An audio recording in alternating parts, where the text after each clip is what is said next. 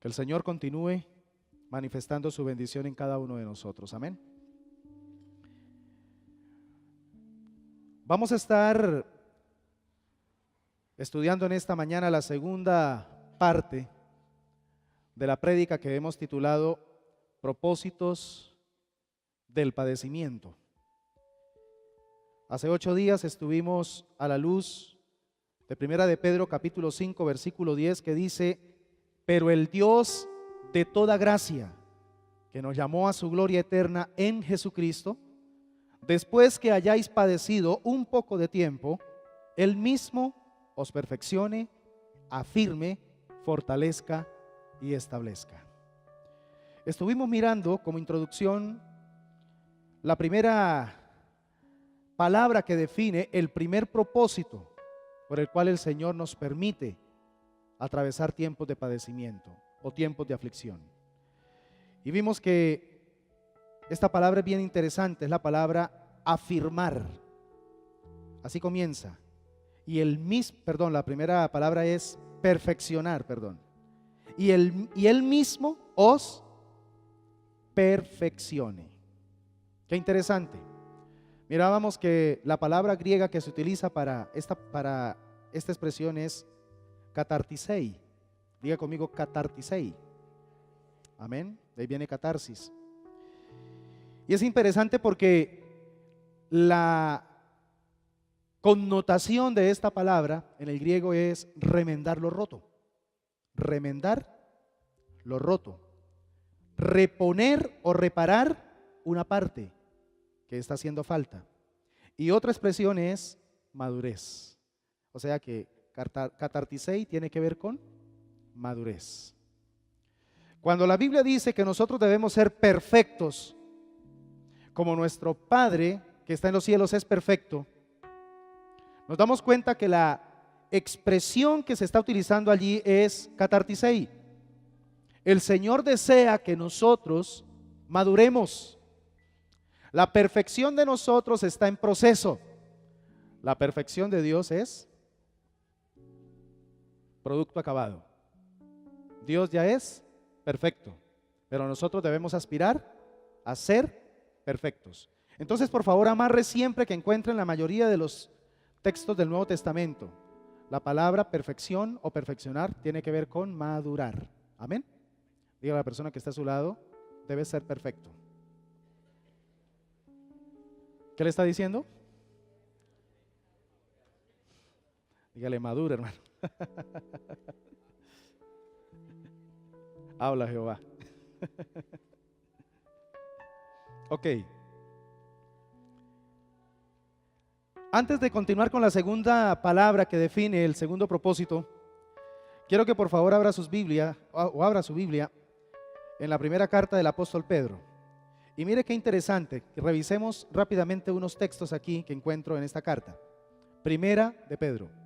Por ejemplo, en el capítulo 1, el versículo 6 dice, 1:6, por lo cual vosotros os alegráis, aunque ahora por un poco de tiempo, si es necesario, tengáis que ser afligidos en diversas pruebas, para que sometida a prueba vuestra fe, versículo 7, mucho más preciosa que el oro, el cual aunque perecedero se prueba con fuego, sea hallada en alabanza, gloria y honra cuando sea manifestado Jesucristo. Preste la atención porque es necesario ser afligidos o atravesar por diversas pruebas de tiempo en tiempo. Pasamos luego al capítulo 2, el versículo 19.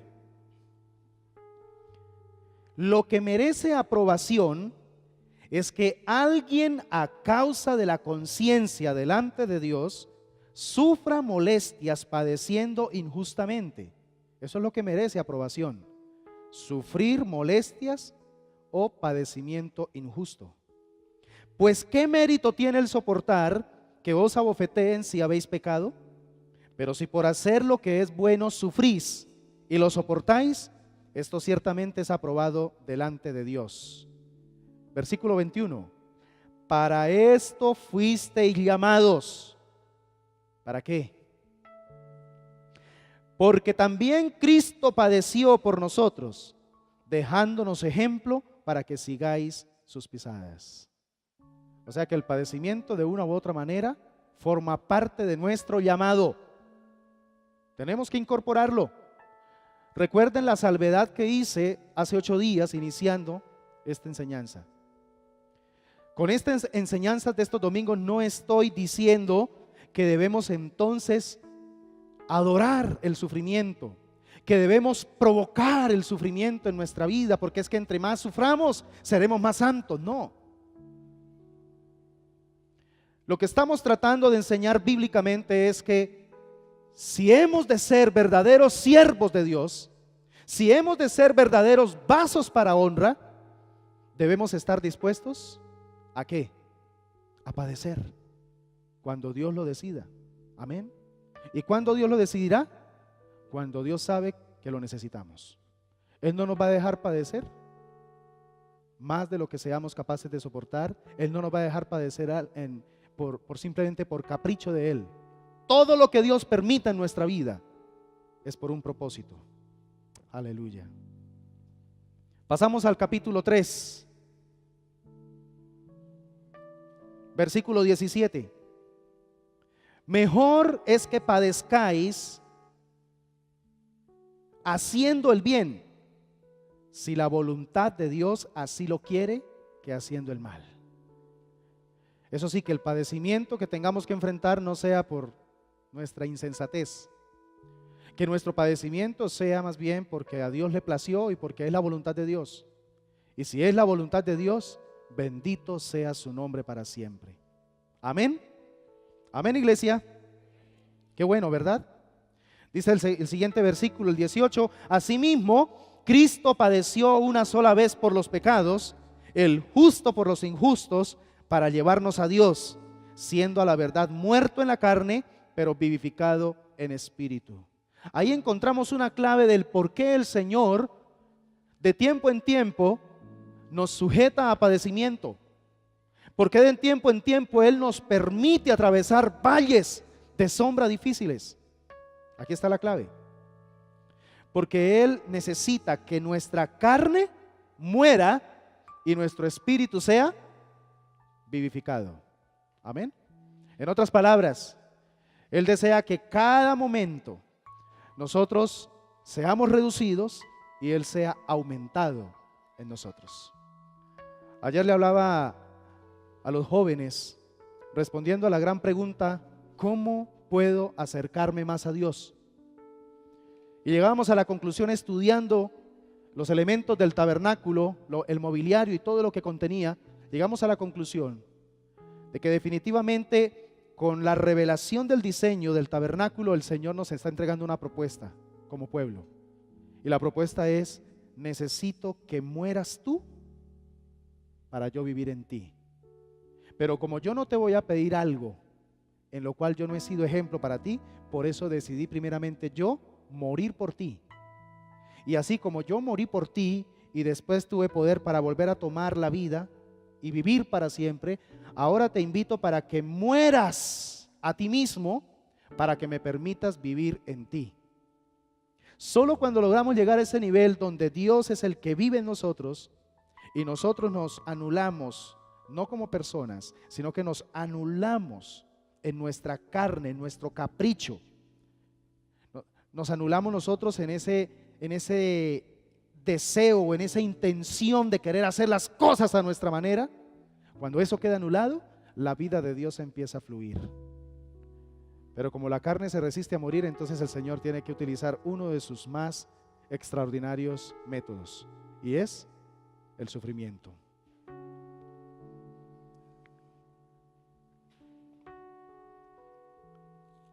Pasamos ahora al capítulo 4, versículo 12. Amados, no os sorprendáis del fuego de la prueba que os ha sobrevenido, como si alguna cosa extraña os aconteciera. Al contrario, gozaos por cuanto sois participantes de los padecimientos de Cristo. Mire el contraste. El apóstol Pedro está diciéndole a la iglesia: frente al fuego de la prueba, en lugar de sorprenderte y llevarte de pronto a decir, pero ¿por qué me está pasando esto? Más bien, gózate. Ojo que aquí en la revelación del Espíritu, el apóstol no está diciendo, en lugar de quejarte frente a la prueba, más bien ríete en la prueba. No, eso no es lo que está diciendo. Cuando dice más bien que se goce en la tribulación, lo que está diciendo es, en lugar de rendirse ante la prueba, en lugar de rendirse ante la dificultad, fortalézcase. Halle fuerza en Dios en medio de la prueba, porque el gozo del Señor es nuestra fortaleza. ¿Me están entendiendo, amados hermanos? Para que también en la revelación de su gloria os gocéis con gran alegría. Por eso es que me llama mucho la atención las palabras del apóstol Pablo a los romanos.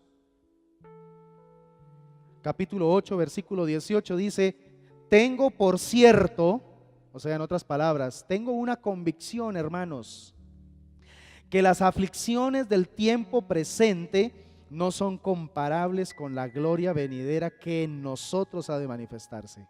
Qué tremendo, ¿cierto?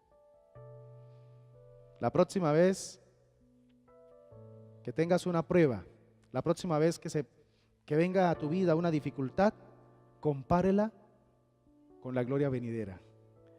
Compárela con lo que el Señor tiene preparado para ti. Y no estoy hablando solamente de lo eterno. Me estoy refiriendo a que también hay una gloria que el Señor va a revelar aquí en la temporalidad sobre tu vida si sabes manejar la prueba presente. ¿Para qué Dios te prueba? Para que te apruebes.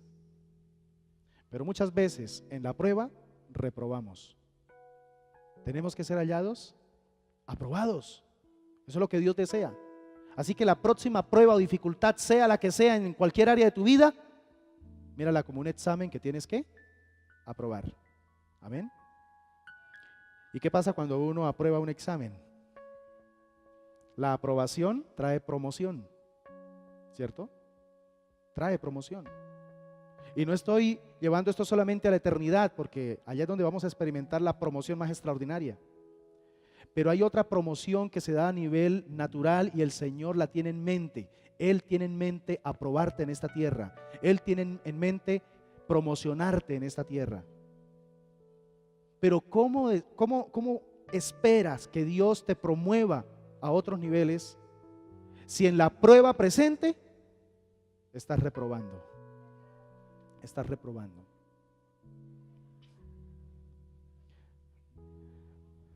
Por eso es que Pablo no solamente decía, yo tengo una convicción que la aflicción que enfrento en el momento no se compara con la gloria venidera. Y más adelante en el mismo capítulo, Romanos 8, y en el versículo 28 dice, mas a todos los que aman a Dios, todas las cosas operan para su bien. Y esto es conforme al propósito por el cual han sido llamados. O sea que todavía refuerza esa convicción. Refuerza esa convicción. Yo no sé, hermanos, a veces a mí me da como cierto temor, porque Dios ha sido muy reiterativo a través de este servidor con esta iglesia. Ha sido muy reiterativo con esta palabra. No sé si es que de pronto se avecinan tiempos de pruebas. Y no hablo solamente a nivel personal, sino a nivel general. Lo cierto, hermanos, es que viene una hora de la prueba para toda la humanidad. Y el Señor espera que su iglesia apruebe la prueba, que pasemos triunfantes. Preparémonos, hermanos. Así como usted se prepara para las cosas bonitas y agradables, ¿cierto? Que usted tiene un viaje y entonces usted desde antes empieza a preparar todo lo del viaje porque es algo que es agradable. Pues también prepárese para aquellas cosas que el Señor le permite también como prever que tarde o temprano usted le va a tocar enfrentar. Hay muchas cosas que usted sabe, hermano, que le va a tocar enfrentar dentro de un mes, dentro de un año, dentro de 5 años, pero usted todo el tiempo, cuando le llegan a la mente, usted lo que hace es meterlas debajo de la alfombra. Y resulta que cuando llega, usted no se preparó. Es más, usted estaba bloqueado en su mente, usted no quería aceptar eso, pero le tocó. Y por eso la acción que usted va a tomar en ese momento puede ser la más equivocada. La vida es preparación. Sus hijos se van a ir de casa, prepárese. Hay un problema que usted tiene con su cónyuge y que lleva tiempo huyéndole a eso. Y cuando a veces se generan ciertas oportunidades para hablar del tema, uno de los dos lo esconde. Eso es muy delicado. Tarde o temprano entonces, todo ese basurero va a salir debajo de la alfombra y va a ser difícil recogerlo. No solamente nos preparemos para las cosas bonitas, y qué lindo saber que el Señor tiene cosas buenas, cosas preciosas. El Señor tiene sueños hermosos con nosotros. Pero como estamos en un mundo caído, el Señor quiere que también presupuestemos las dificultades, las caídas, los golpes, porque aún en eso el Señor quiere fortalecernos y ayudarnos. ¿Estamos, hermanos? ¿Cuál es la segunda palabra que define el segundo propósito del padecimiento según 1 de Pedro 5:10? Dice, afirmará. Así como perfeccionar es catartisei, afirmar es esteritsei. Allí vamos a estarlo escribiendo para que entiendan la palabra. Esteritsei. Y esta es una palabra que aparece 14 veces en el Nuevo Testamento. Y tiene un significado tan interesante porque el significado es hacer fuerte como el granito.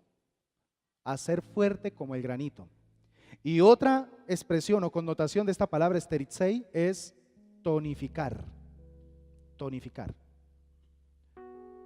Por ejemplo, miramos Lucas 9:51.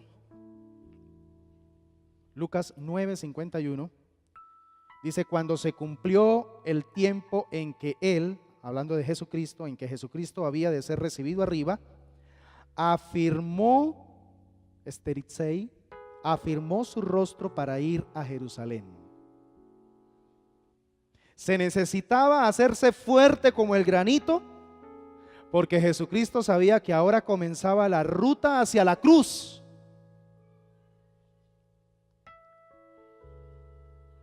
Y es una lección poderosa para nosotros.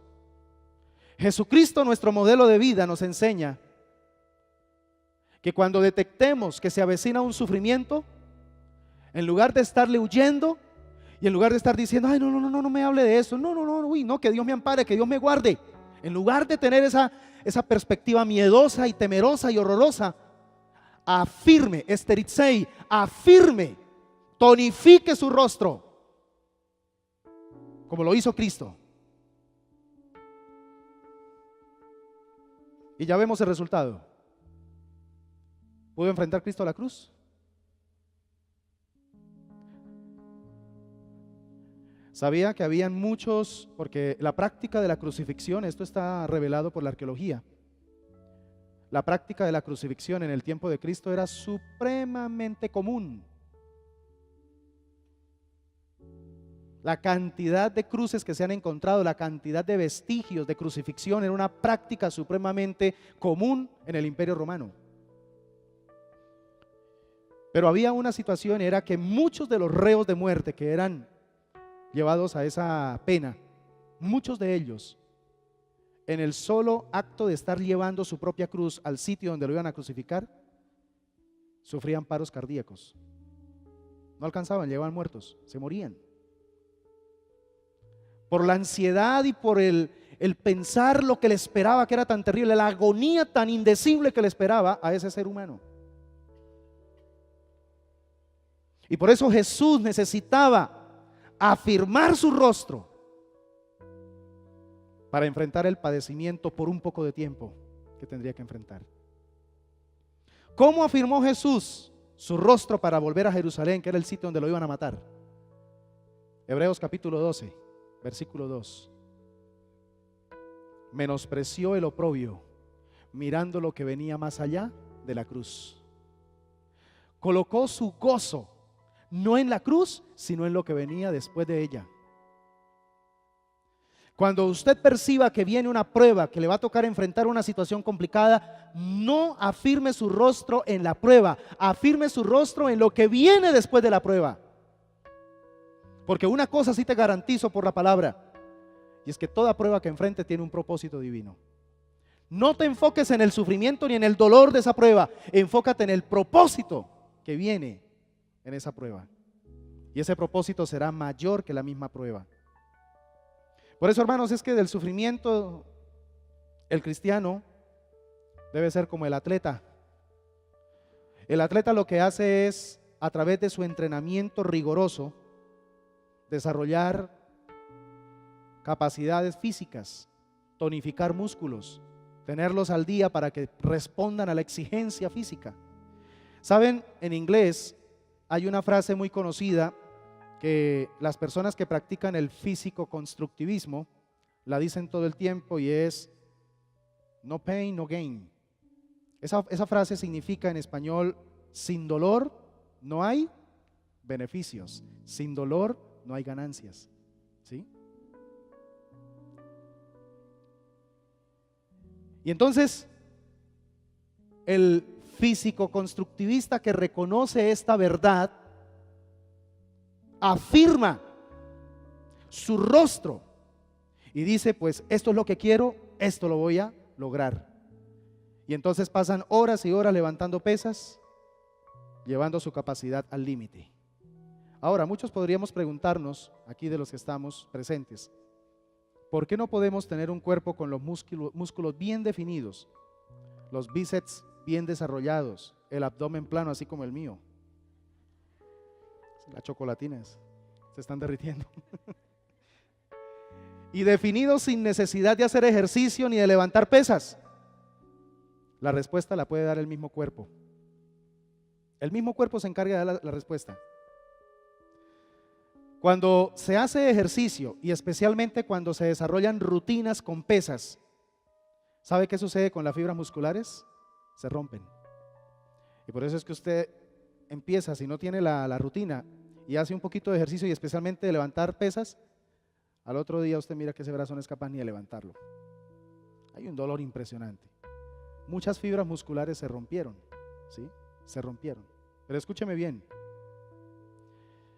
Ese rompimiento, si usted toma descanso, come bien, pero después sigue practicando, su cuerpo va a empezar a regenerar esas fibras, y al regenerarlas van a ser más fuertes, se van a desarrollar más, y ahí es donde aparecen entonces los músculos bien tonificados.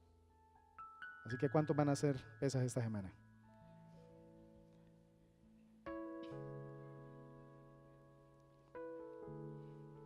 A veces miramos esos cuerpos esculturales y wow.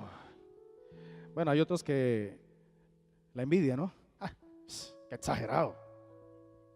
Pero lo que está diciendo de verdad es: ay, es que yo no soy capaz de lograr lo que él sí logra. Acuérdense que la envidia es el arma del incapaz.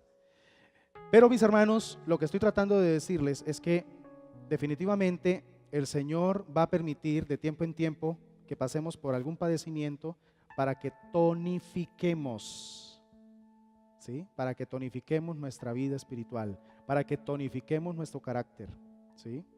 Va a doler, sí, va a doler, no va a ser fácil.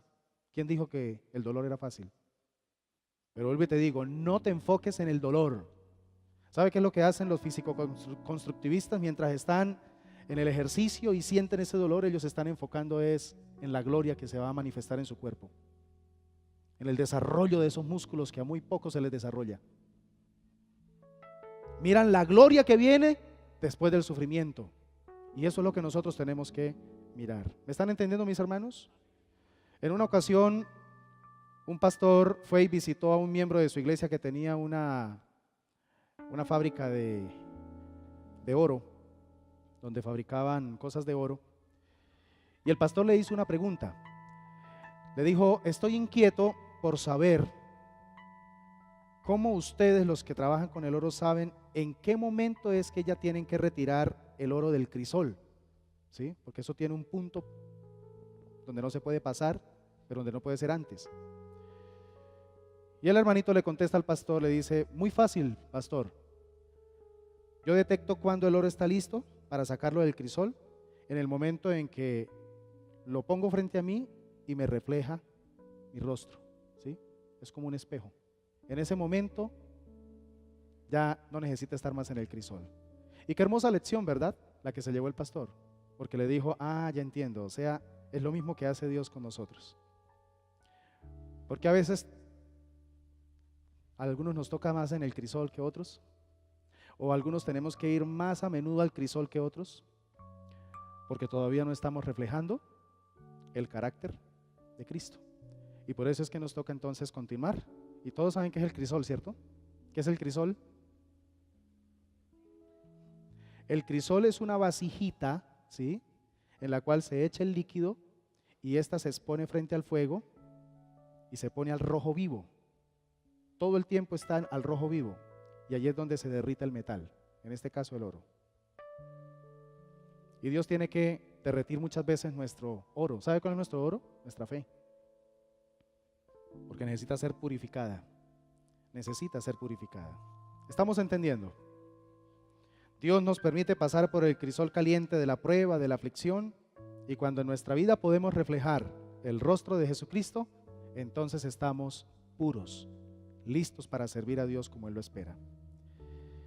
La tercera palabra que encontramos en primera de Pedro 5:10 y que refleja el tercer propósito del padecimiento es fortalecerá. Amén. Fortalecerá. La primera es perfeccionará, que es catartisei.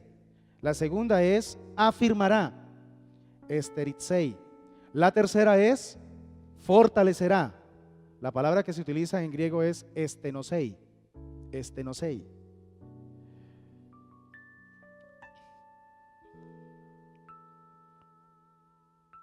Es interesante que esta palabra la encontramos en dos textos maravillosos. Efesios 6:10.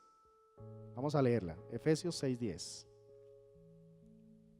Por lo demás, hermanos míos, fortaleceos. Ahí está estenosei. Estenosei. Por lo demás, hermanos míos, fortaleceos en el Señor y en el poder de su fuerza, o en esta versión, en su fuerza poderosa. Pero también encontramos esa palabra en un versículo muy conocido, ustedes lo saben de memoria, Filipenses 4:13. ¿Cómo dice? Todo lo puedo en Cristo que me fortalece. Ahí está estenosei. ¿Qué significa entonces esta palabra? Esta palabra significa llenar de fuerza. Mire qué interesante. ¿Para qué Dios te permite de tiempo en tiempo pasar por una dificultad? No para que te desanimes, no para que empiece usted a decir, ay, yo como que no voy a volver a la iglesia. No, yo como que ya me siento desanimado, no voy a volver a leer la Biblia. Si tenemos esa reacción frente al padecimiento, ni siquiera Dios puede trabajar el propósito de fortalecernos. Le toca empezar con el primero, perfeccionarnos, porque nos faltan todavía muchas cosas en nuestro carácter. Pero cuando, por ejemplo, Dios sabe que estoy preparado para recibir más fuerza de parte de Él, entonces me permite atravesar por una prueba, porque Él sabe que me va a edificar. Este es el caso, por ejemplo, de Job. ¿Recuerdan que Dios le dice a Satanás, ¿has visto a mi siervo Job? ¿Lo has considerado? Que no hay hombre como él en la tierra, hombre perfecto, recto, temeroso de Dios y apartado del mal. Wow. Pero ¿qué vio el Señor? Necesito fortalecer a mi siervo. De esas 4 cosas que Dios nombró, ahí le faltaba una. Era débil. Era débil porque muchas de las cosas que él hacía con respecto a Dios las hacía con temor. Ustedes no recuerdan, por ejemplo, que él siempre ofrecía un sacrificio por sus hijos porque él tenía un temor. Por si acaso mis hijos ofendieron a Dios. Él se sentía supremamente responsable de la vida espiritual de sus hijos. Él se sentía Mesías. Él se sentía que el mundo funcionaba porque Él funcionaba. Y Dios tuvo que permitir que ese mundo se sacudiera, para que entendiera el principio más poderoso que vendría a ser revelado muchos años después en Cristo Jesús, que el justo vive no por lo bueno que se comporte, el justo vive no por lo que sea muy buena gente, el justo vive es por la fe. Amén. Esa es la propuesta del libro de Job. Por eso es que él dice, al final de todo ese tiempo de prueba, él dice: de oídas te había oído, mas ahora mis ojos te ven y me aborrezco. Porque él se tenía en una gran autoestima, porque vivía en una autojustificación. Estaba tan lleno de esa autojustificación que llegó un momento donde, desesperado, le gritó a Dios y le dijo: si supieras dónde estás, iría delante de ti y expondría mi propia causa. Porque se sentía tan justo, se sentía tan perfecto. Pero después, cuando el Señor lo confrontó con su verdad, que es muy superior a la nuestra, dijo: no, me aborrezco en polvo y en ceniza. Lo único que yo tenía de Dios era información, mas ahora ya tengo una revelación. Ahora sí sé quién realmente es Él. Y cuando sabemos realmente quién es Dios, entonces sabremos realmente quiénes somos nosotros. Amén. ¿Estamos entendiendo, iglesia? Ahora bien, este tema o este propósito nos habla de que una vida sin esfuerzo, una vida sin disciplina, se puede convertir también en una existencia frívola. Es como si Dios de vez en cuando chequea nuestras vidas y llega a una conclusión: Elías como que últimamente se está adormeciendo, Elías como que últimamente está descuidando muchas cosas importantes que le he entregado. Está cayendo como en un estado de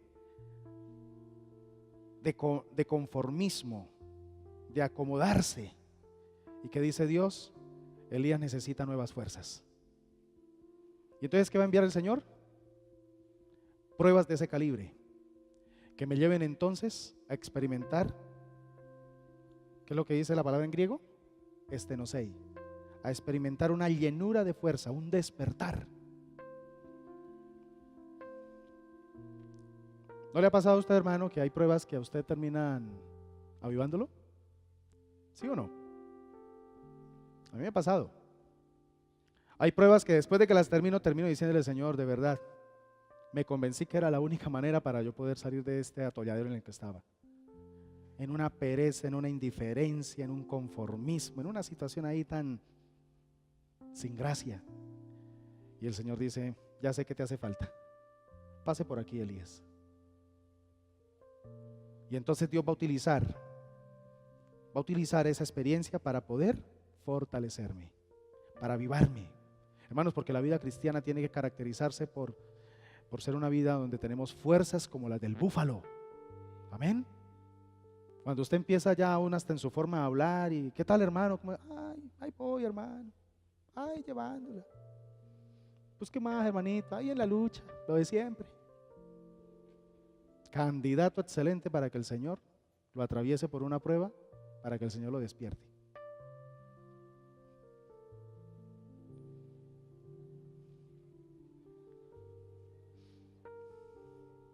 Hay cristianitos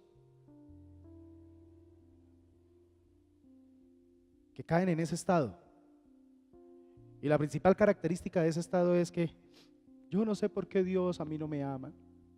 Yo no sé por qué Dios sí le ayuda a esa persona que es tan mala.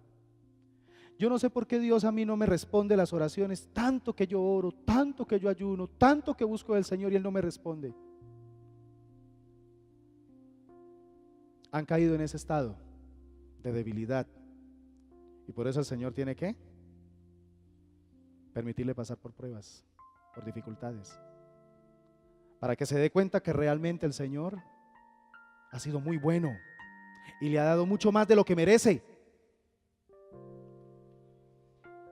Miren, este fue el caso del capitán de un buque, y él hablaba con un comerciante, y este comerciante era un conocido miembro de una iglesia muy importante, y el capitán le decía a este comerciante: ¿por qué usted necesita a Cristo?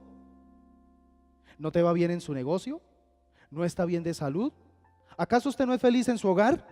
¿Qué más necesita? ¿Por qué dice que necesita a Cristo?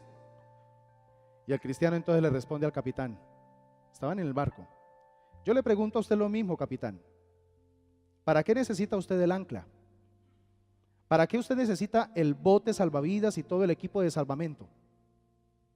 ¿Acaso no está haciendo buen tiempo? ¿Acaso no está todo en calma, capitán?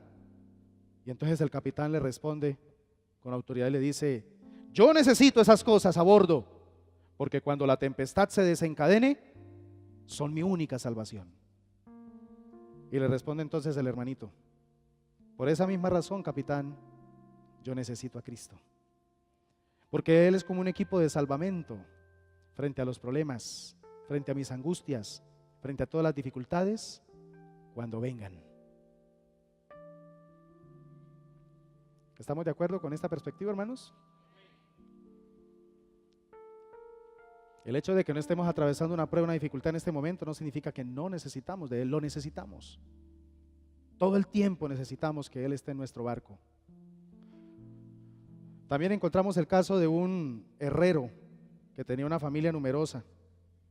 Él vivía en Argentina y estaba atravesando muchas pruebas y muchas aflicciones. Y un amigo que era incrédulo, por ser amigo, conocía la actual situación de este herrero. Y entonces le dice el amigo al herrero: ¿crees en Dios y siempre estás feliz? Pero me pregunto por qué Dios te aflige como te está afligiendo. Dices que Él es misericordioso y dices todo el tiempo que Él te ama. Pero mírate, mira la aflicción que estás enfrentando. No lo comprendo, le dice. Y entonces el herrero, que es cristiano, le dice: amigo, tú no sabes algo importante que yo sí sé. Así como yo tomo el hierro y el yunque en mis manos, así estoy yo en las manos de Dios. Tomo un pedazo de hierro, lo pongo en el fuego hasta quedar al rojo vivo, lo coloco sobre el yunque y lo golpeo hasta convertirlo en un utensilio útil que preste buenos servicios por mucho tiempo.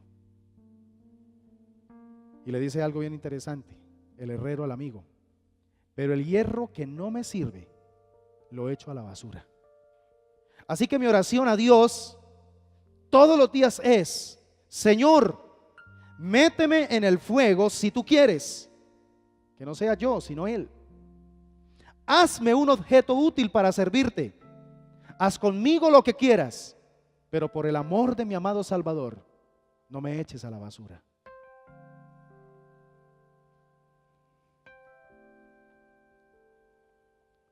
Le tenemos tanto pánico al sufrimiento que el sufrimiento termina haciéndonos gran daño. Y no porque es que Dios esté alejado, es porque no estamos entendiendo el diseño de Dios. Yo me acuerdo cuando estudié la teología, la licenciatura, tuvimos varias sesiones estudiando la teología del sufrimiento. Y hacíamos algunos cuestionamientos y también llegábamos a algunas conclusiones comparada con la iglesia latinoamericana. ¿Por qué ha cuajado o ha sido un caldo de cultivo excelente Latinoamérica para la teología de la prosperidad? Precisamente por el escenario de sufrimiento, de hambruna, de pobreza y todo esto. Y estamos haciendo un daño porque con la teología de la prosperidad que no se ha manejado desde el equilibrio correcto, estamos llevando a las personas entonces al otro extremo, a odiar el sufrimiento y a odiar todo lo que tenga que ver con dolor, y nos está quitando la capacidad de formar el carácter necesario para enfrentar con madurez el sufrimiento.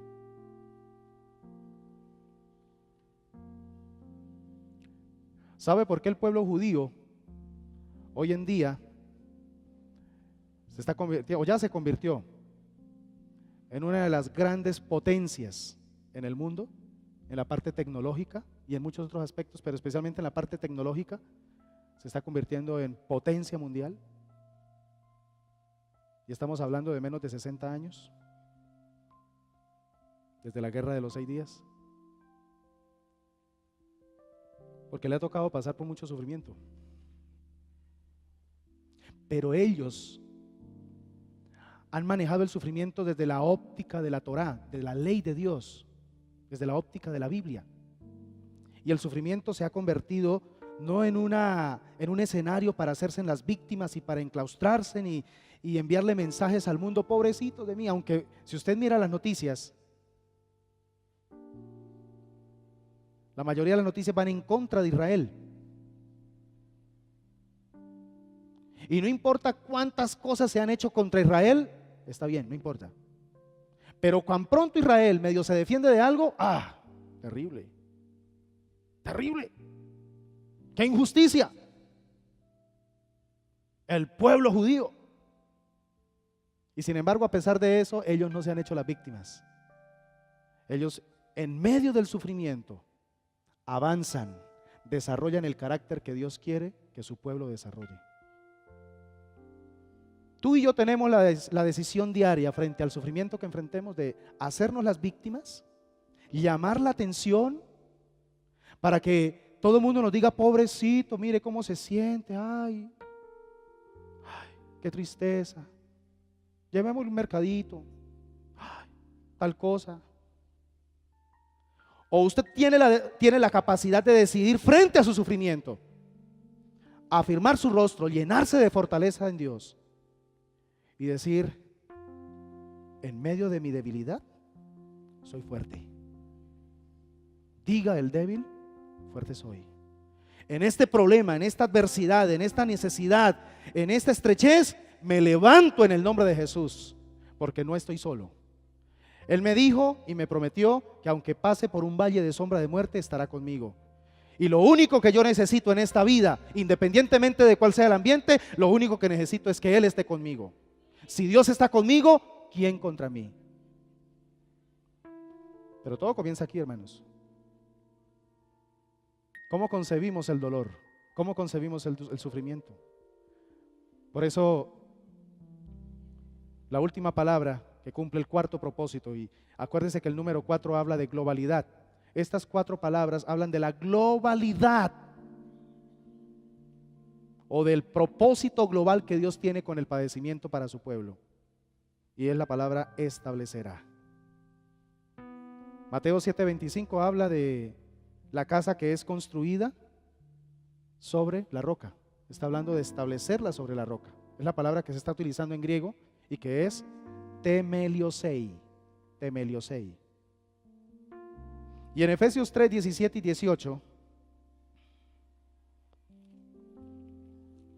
Efesios 3:17 y 18 dice: que habite Cristo por la fe en vuestros corazones, a fin de que arraigados y cimentados en amor, seáis plenamente capaces de comprender con todos los santos cuál sea la anchura, la longitud, la profundidad y la altura, y de conocer el amor de Cristo que excede a todo conocimiento, para que seáis llenos de toda la plenitud de Dios. ¿Por qué esta última palabra es tan importante? Porque cuando el Señor logra establecernos, lo que significa es que Dios logra fundamentarnos, Dios logra colocar en nosotros el fundamento correcto para que podamos entonces recibir la plenitud de la gloria de Dios en nuestras vidas.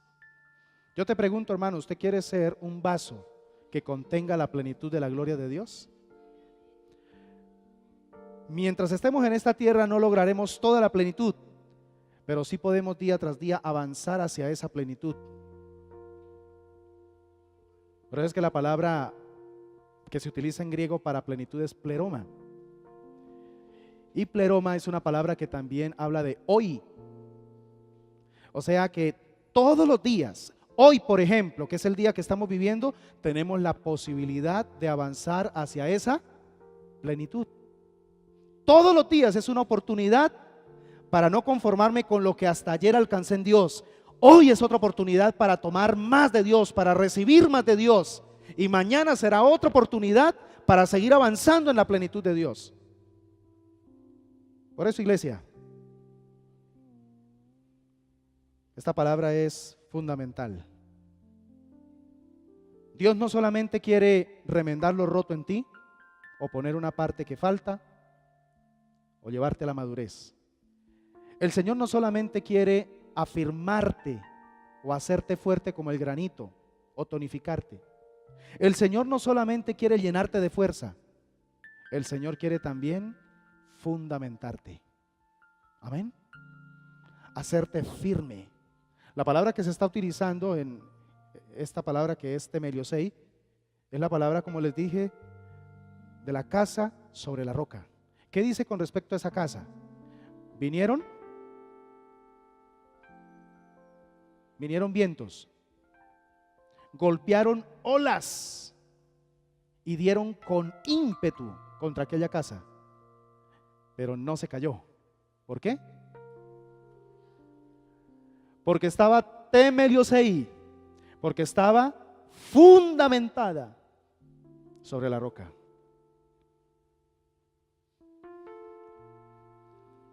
Ahí es entonces cuando uno puede llegar a experimentar el nivel número 8 de las bienaventuranzas. Hay 8 bienaventuranzas y tenemos que aspirar a llegar a la número 8. Bienaventurados sois cuando por mi causa os persigan y digan toda clase de mal contra vosotros mintiendo. ¿Y no es lo que más nos afecta, hermanos? Ay de que mi hermanito diga algo contra mí, porque inmediatamente, si no voy y le canto la tabla, entonces me voy de la iglesia. Ay, ¿cómo es posible que hablen mal de mí? Y esto se maneja también a nivel de pastores. Ay, mire ese pastor hablando mal del otro. Y medio el otro se entere, sale la araña fumigada. ¿Se acuerdan de la araña fumigada, no? ¿Eso qué significa? Que todavía no hemos sido fundamentados. ¿Cómo actuaba Jesús cuando le decían, ese tiene demonio? Por el príncipe de Belcebú es que saca los demonios. ¿Y el Señor qué? Ay, no voy a volver a sacar demonios porque están hablando mal de mí. ¿Sí? ¿Jesús hacía eso? A Jesús le dijeron una vez, amigo de borrachos, amigo de pecadores, de prostitutas. Miren el amigo de los traidores de la nación, de los publicanos. ¿Y qué hacía Jesús? ¿Se echaba a morir? ¿Se afectaba? ¿Dejó de predicar? ¿Dejó de sanar? ¿Dejó de resucitar muertos? Por el contrario, más se afirmaba, porque él estaba fundamentado en la roca. Él sabía que su vida era o consistía en hacer la voluntad del que le envió, no la voluntad de la gente. A ese nivel es que tenemos que llegar, hermanos. Bienaventurados sois cuando por mi causa, mire que ahí está la expresión, por mi causa, no dice bienaventurados sois, hermanitos, cuando por usted entremeterse en lo ajeno empiezan a hablar mal de usted. ¿Sí dice así? Bienaventurados sois cuando por mi causa vituperen y os persigan. Y este versículo, esta bienaventuranza está hablando de las dos clases de persecución. Persecución física, donde puedes llegar a experimentar golpe físico en tu cuerpo, y persecución verbal, donde te pueden atacar emocionalmente y verbalmente. O sea que están incluidas las dos clases de persecución. Y sin embargo el Señor dice, bienaventurados seréis. Eso sí está muy difícil, pastor. Pero el Señor no se equivoca. Antes del 8, les voy a dar una noticia para los que no saben. Antes del 8 está el 1, el 2, el 3, el 4, el 5, el 6, el 7 y ahí sí. O sea que para llegar a ese nivel hay que recorrer primeramente 7 promociones. ¿Y por qué 8? Porque el número 8 en la mística hebrea significa nueva creación. Wow. ¿Cuántos se salvaron en el diluvio? 8. Era un símbolo de que el Señor quería hacer una nueva creación. 8. Entonces el Señor quiere que lleguemos a ese nivel para poder experimentar realmente que somos nuevas criaturas. Nuevas criaturas. Pastor, yo creo que esta propuesta está bastante complicada. Sí, en la carne sí, por eso es que el Señor nos invita a que nos muramos. Por eso es que el Señor dice, muere y déjame vivir en ti. Si yo vivo en ti, nueva criatura eres. Y las cosas viejas ya pasaron. Y he aquí todo es hecho nuevo. ¿Cuántos queremos experimentar estos 4 propósitos en los tiempos de padecimiento? Amén. Escúcheme, hermano, no le estoy diciendo que usted va a padecer. Le estoy diciendo, prepárese por si Dios decide que tienes que pasar por un padecimiento. Y Él te preparará. Él te preparará. Y no va a ser una experiencia de destrucción, va a ser una experiencia de perfeccionarte. ¿Qué más? ¿Cuál es la segunda palabra? Afirmarte. ¿Cuál más? Fortalecerte y establecerte. Establecerte. Cuando manifieste en su vida esas 4 cosas, entonces estarás cumpliendo el propósito de la formación de Dios para las grandes tareas que vienen para tu vida.